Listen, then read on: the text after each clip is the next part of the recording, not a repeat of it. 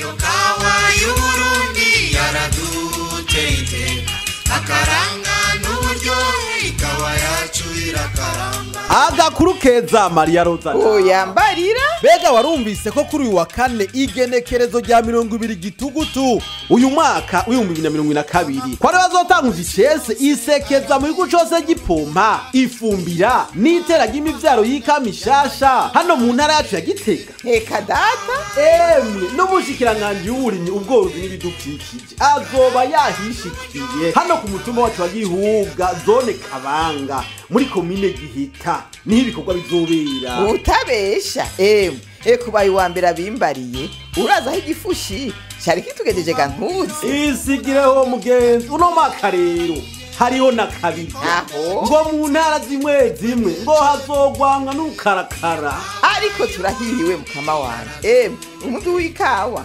ugiye wiyongera sidakubesha cyane. Reka rero tuze twitaba ivyo bikorwa kuko Gupompa bituma umurimyi akingira ibiterwa vy'ikawa ingwara n'udukoko tw'ikawa. Yego cyane. Gufumbira nako urazi ko bituma ikawa zivyibuha kandi zigatotaha. Ego gutera imivyaro y'ikawa nayo mishasha bidufasha gusubiriza ibiti bishaje no kuronka iyindi mirima ariyo biti bipimo bishasha. suko ivyo bikorwa rero uko ari bitatu bituma umwimbu wiyongera.